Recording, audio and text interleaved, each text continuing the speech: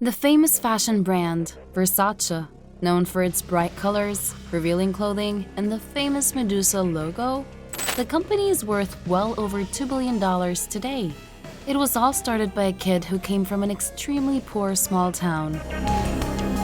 Versace's rise to the top in the world of luxury fashion is an incredible story. However, this is not just a business success story.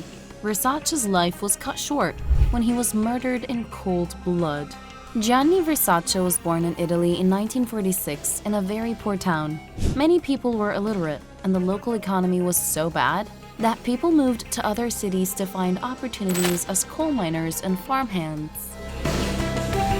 Despite their surroundings, his mother, Francesca, made her career as a dressmaker while his father, Antonio, was an appliance salesman. Their family was able to stay in their hometown and work their way into the middle class. They were one of the only families in the town who could afford to buy a car and television. Growing up, Gianni would spend a lot of time in his mother's dress shop, watching her as she made her customers feel like the most beautiful woman in the world. In fact, he spent so much time in the dress shop that his mother was worried that he wasn't spending enough time with his friends. Gianni was also not very good at studies. When he received an allowance, he would immediately spend it all on clothes, fashion magazines, and concert tickets.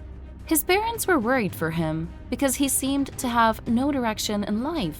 When high school was coming to an end, there was an exam that Gianni had to take in order to graduate, but he cared so little about school that he skipped it completely and never received a diploma. He soon began working full-time in his mother's dress shop and learned everything he could about the fashion business.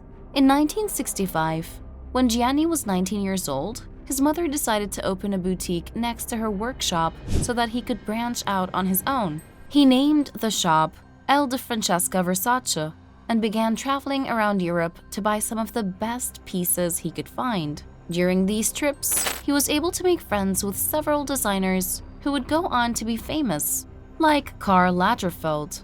However, when Gianni first returned from his travels, his mother was horrified with the clothes he'd brought back to sell. They were considered very revealing, especially for their quiet little coastal town. He was buying short cocktail dresses that showed off a woman's legs and pieces that were considered provocative. But he had a keen eye for what younger women wanted. Soon, the women in town began flocking to the boutique. His risky choices had paid off, and with that, Gianni Versace had started his first successful business. While Gianni was stocking his boutique with the newest fashions, his mother was also teaching him how to make dresses, so he could turn his own original design ideas into reality. They would go on trips to clothing manufacturers, and Gianni always carried his sketchbook with him. This is where he met the owners of a knitwear brand called Florentine Flowers.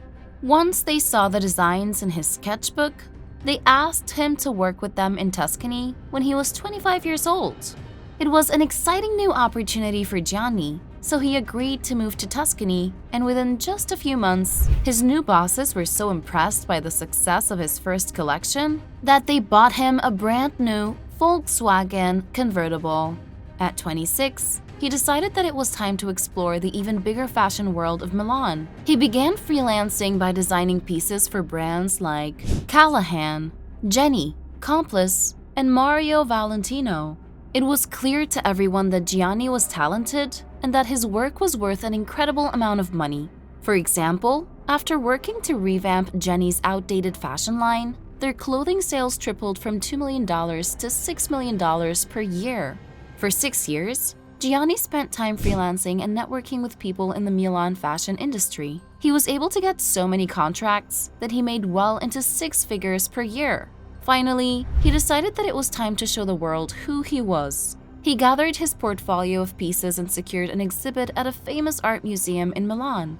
People loved his style so much that he began receiving requests from clients who wanted him to make dresses for them. This was the first time he worked directly with customers, rather than designing for someone else's brand. But it wasn't until 1978, when he was 32, that he finally opened his own fashion line. Now, launching a new fashion brand isn't cheap, but Gianni secured financial backing from a wealthy Italian family who believed in his work. All of his networking in the fashion industry was really paying off, literally. Gianni really valued family and appointed his brother Santo as CEO and his sister Donatella as vice president. Both of them helped him launch the company Gianni Versace SPA. With the funding he'd received, he was able to open a boutique in one of the best locations for fashion in Milan. And with that, the Versace brand was at the very beginning of its journey to making everyone in his family multimillionaires. Gianni's sister Donatella moved to Milan in order to help him run the business, but after a while, she grew bored with her duties as vice president. So Gianni began a new line called Versace just so that Donatella could sell her designs in the Versace store. Gianni was known for using innovative materials for his clothing. He would go as far as to use aluminum mesh, leather, rubber, lace, and just about anything to make his clothing. This mix of materials was very uncommon and really made him stand out from the crowd.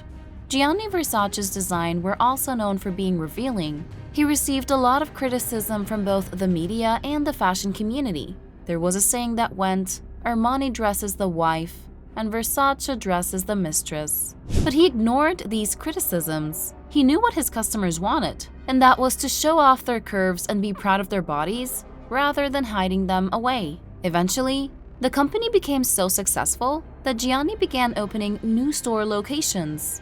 Instead of focusing only on the Western world, Gianni wanted to take Versace global. In 1979, he opened his first store in China. At the time, other fashion houses were ignoring much of the Asian market, but bringing Versace to China so early would pay off in a very big way. He was way ahead of the competition, and Versace became one of the top brands. Throughout the 1980s, he began opening stores across the United States, and in the 90s, launched multiple new fashion lines which were a huge success. Besides being a brilliant fashion designer, Gianni was great at marketing and understood the power of getting celebrities to wear his clothes and be associated with the brand. So he used his connections to make it happen. He became known for dressing many celebrities like Elton John, Michael Jackson, Cher, Madonna, and Princess Diana. After his clothes were photographed and put in gossip magazines, the demand for Versace skyrocketed. In the 1980s and 90s, Gianni Versace began hiring models that he would use again and again in his runway shows. Big names like Naomi Campbell and Cindy Crawford all worked for Versace. In 1992, Versace stepped the controversy up a notch and launched a collection called Miss S&M. Models were walking down the runway in leather harnesses. That same year, Donatella wore a bondage dress to the Met Gala, which certainly got a lot of people talking. However, this was revolutionizing the fashion industry in a big way, showing that women weren't afraid to show some skin. Gianni was quoted saying, "We have to really break barriers every day. Fashion to me, born and dies every day." Then in 1994, an actress named Elizabeth Hurley was a +1 for Hugh Grant to the movie premiere of Four Weddings and Funeral. She wore the safety pin Versace dress to the premiere, and the media went wild. Just by wearing this dress, Elizabeth's career took off. In fact, the dress is so famous, it has its own Wikipedia page. And as time went on, Versace became more of a lifestyle brand. They sold everything from sheets to plates and pillowcases. Gianni wanted to make products that were affordable to anyone, not just the rich and famous. Even if someone in the middle class couldn't afford a Versace gown, it was still possible to buy perfume or a pair of sunglasses. This would turn out to be a great move, because it helped spread the popularity of the brand throughout the whole world. During his massive rise in wealth and fame, Gianni was keeping a secret. He was gay and was in love with a man named Antonio D'Amico. However, the family wanted to keep his sexuality a secret because they were afraid that it would hurt the company's reputation. So for years, he hid who he truly was from the public. In 1992, Gianni bought a mansion together with Antonio in the South Beach neighborhood of Miami, and while living in Miami, Gianni would frequently visit the local gay nightclubs. But he wouldn't drink or dance with the crowd. He was there to get inspired because he wanted to see what people were wearing. Even though he was rich and famous, he was still very humble and would regularly chat with the locals. However, tragedy struck in 1993 when Gianni Versace was diagnosed with cancer in his inner ear. Later, it was revealed that he was also HIV positive. Gianni began writing his last will and testament in case he passed away from his illnesses, but he had no idea that he would be murdered long before his illness could take his life. On July 15, 1997, Gianni was on a morning walk outside of his Miami home. He got a cup of coffee and copies of Vogue and The New Yorker. A 27-year-old man named Andrew Cunanan was waiting for him. He pulled out a gun and shot Gianni execution style as he fell onto his front steps. By sheer coincidence, the bullet went through his body and also shot a nearby dove. When the police arrived, they saw the dead dove near his body and assumed it was some sort of message left by the mafia. Residents of South Beach were devastated, and they created a memorial on the steps where he was killed.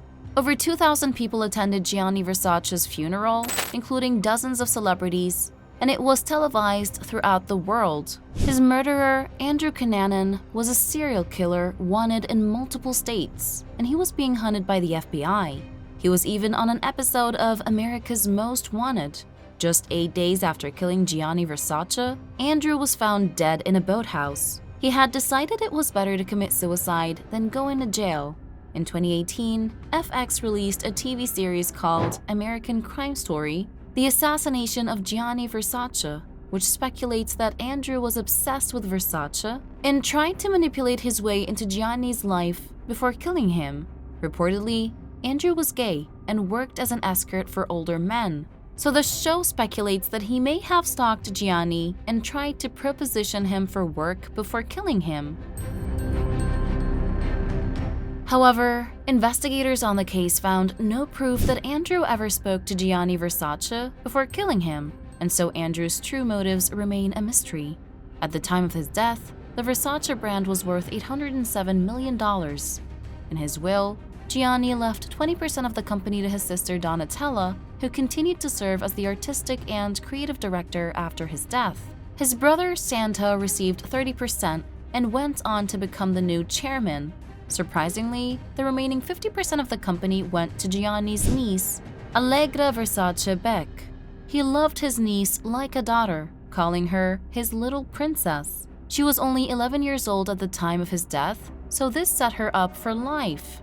When Allegra was 18 years old, she was able to access her inheritance of $800 million and joined Versace's board. However, she didn't exactly want to become the new face of the Versace brand. She hated being in the spotlight and valued her privacy, so didn't become too involved in the family business. After Gianni was shot, several companies approached the family offering them millions of dollars to take over the Versace brand. They were told things like, "None of your family will ever have to work again," but they held onto the company and wanted to continue Gianni's legacy on their own. Donatella said, "My brother would not have wanted me to sell a single office chair. To him, the company was family, and you don't sell family." So the Versace family continued to run the brand on their own and defied all of the odds that were against them. At Allegra's 18th birthday party, Donatella had a full-on breakdown. She became incoherent, and her friends and family were scared for her.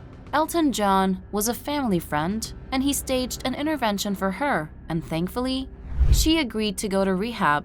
In 2014, the business was not doing as well as it once had, and sales were falling. The Versace family decided that it was finally time to seek outside help to move the brand forward.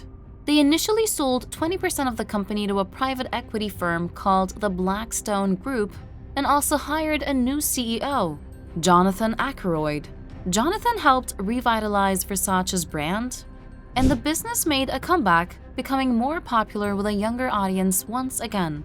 However, as time went on, it became clear that the next generation of the Versace family wasn't going to continue running the business. Santo and Donatella wanted to keep their brother's brand alive long after they were gone, so they decided it was best to finally sell the company. In 2018, Capri Holdings bought the Versace brand for $2.12 billion. Donatella and Santo both got to keep their jobs at the company, where they continue to work to this day, and part of the deal also included stock in Capri Holdings. So the Versace family received shares that amounted to $176 million. What started as a humble family-owned dress shop in Italy became a multi-billion-dollar fashion brand. The name Versace will live on long after the family is gone, and it continues to be one of the top fashion brands to this day. Thanks for watching, and we'll see you next time.